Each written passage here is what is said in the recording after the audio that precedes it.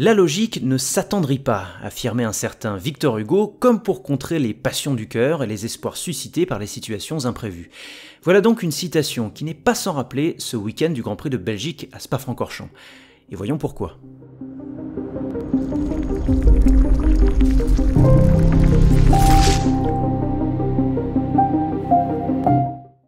Une première ligne 100% composée des deux présumés porteurs d'eau chez Red Bull et Ferrari. Une deuxième ligne explosive et dans laquelle se nichaient pas moins de 9 titres de champion du monde. Une troisième ligne inédite car squattée par un surprenant Alex Albon sur sa Williams. Et surtout, 7 pilotes partis en fond de grille du fait de l'attribution de pénalités moteurs, pilotes parmi lesquels on trouvait le leader du championnat et son poursuivant, si on peut encore l'appeler ainsi. Cette grille chaotique aurait donc pu être le prémisse d'un Grand Prix d'anthologie et déchaînant les passions. Pourtant, comme le dirait Victor Hugo, la logique des choses ne s'attendrit jamais, à tel point qu'à bien des égards, la bataille des Ardennes s'est déroulée plus ou moins comme prévu. En partant 14e, Max Verstappen avait en effet prévenu qu'il serait déçu de ne pas terminer au moins sur le podium compte tenu de la monture incroyable qu'il manœuvrait depuis le début du week-end.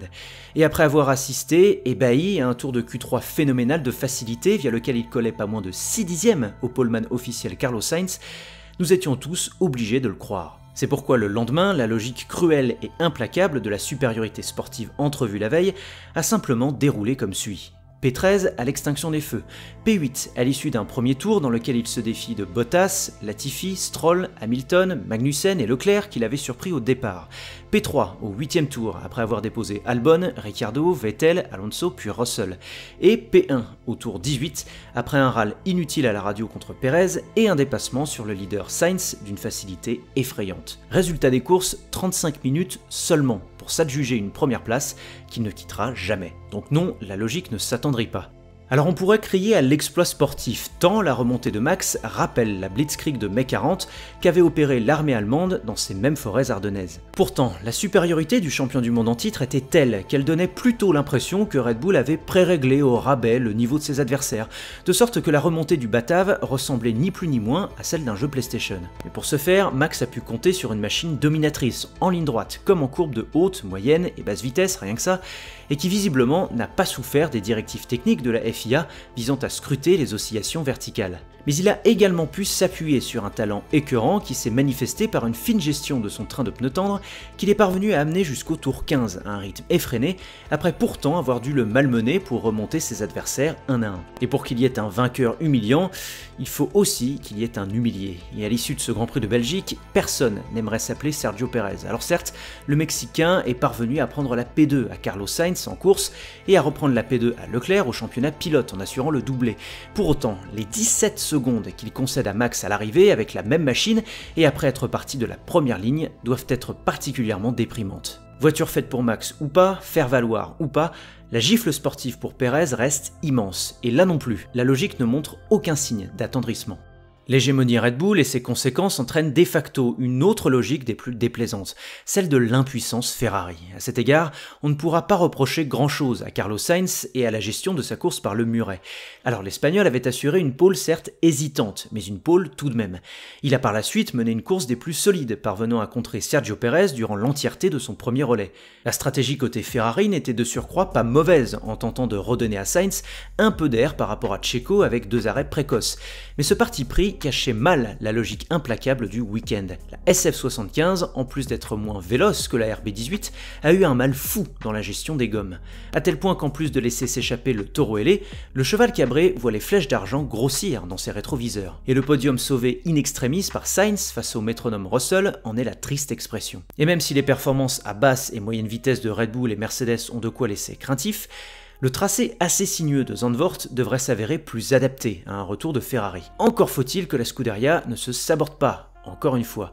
Car si l'on peut pour une fois chérir le sans faute côté 55, on peut tout autant déplorer l'enchaînement de calamités côté 16. Certes, la remontée de Leclerc vers le podium fut compromise par un malheureux tir-off de Verstappen venu se nicher dans les écopes de frein de la Ferrari, imposant au monégasque un arrêt prématuré. Mais pour le reste, que ce soit le samedi, après avoir envoyé son pilote en piste avec des pneumatiques différents de ceux initialement prévus, ou le dimanche avec le gag de l'arrêt pas si gratuit que cela que Leclerc lui-même rechignait à faire et qui finalement s'est avéré lourd de conséquences, conséquences puisqu'il fait perdre au Monégasque la P5 au profit d'Alonso sur tapis vert, ainsi que le point du meilleur tour en course, et bien là non plus, la logique n'a aucune raison de s'attendrir. Car une Scuderia qui fonctionne toujours sur le même logiciel buggé comme jamais, combiné à un pilote qui ne parvient pas à le faire marcher à la baguette, sont les mêmes causes qui produiront toujours les mêmes effets.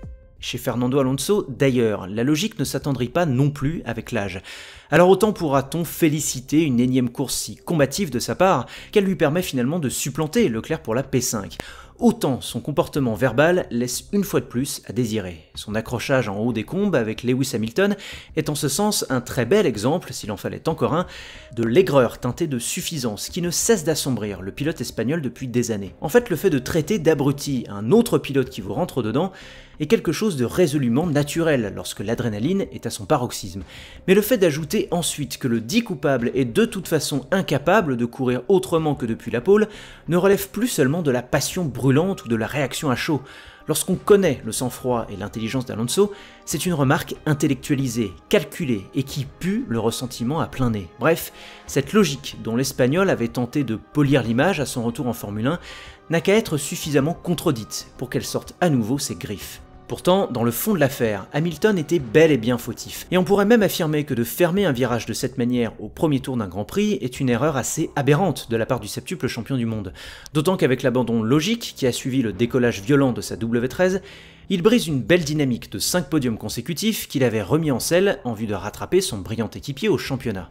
Derrière, et malgré un départ en 16e position, la P7 finale d'Esteban Ocon, après 2 magnifiques doubles dépassements sur Ricciardo et Latifi, puis sur Gasly et Vettel, confirme une logique cruelle pour McLaren et Alfa Romeo, à savoir que quelles que soient les circonstances, la 4e place au constructeur semblera difficilement échapper à l'écurie française. Mais ce superbe résultat final pour Esteban aura toutefois dû s'obtenir au détriment de plusieurs héros de ce Grand Prix de Belgique. Sébastien Vettel d'abord, dont le départ magnifique et la pression constante sur l'Alpine d'Alonso démontrent une fois de plus toute la superbe du quadruple champion du monde en conditions de course cette année, si bien qu'on ne peut que regretter la lenteur de son Aston Martin en qualification. Pierre Gasly ensuite, qui en dépit d'un départ depuis les stands, est parvenu à se hisser dans les points grâce à des chronos très constants et 2 undercuts puissants sur la moitié du peloton. Et Alex Albon enfin, véritable bouchon bien aidé par la VMAX de sa Williams, mais qui parvient à sauver un point bien mérité devant une meute affamée de 5 pilotes venus pour le croquer.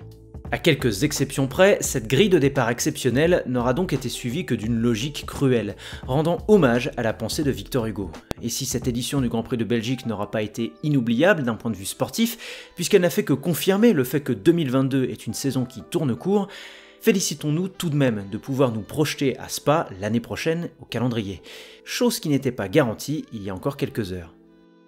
Merci d'avoir écouté cette chronique, je vous laisse me dire en commentaire ce que vous avez pensé de ce week-end en commentaire de cette vidéo. Pour le reste, vous savez quelle est la meilleure façon de me soutenir, abonnement, partage, pouce bleu et clochette, donc merci d'avance. A bientôt pour un prochain podcast, allez, ciao!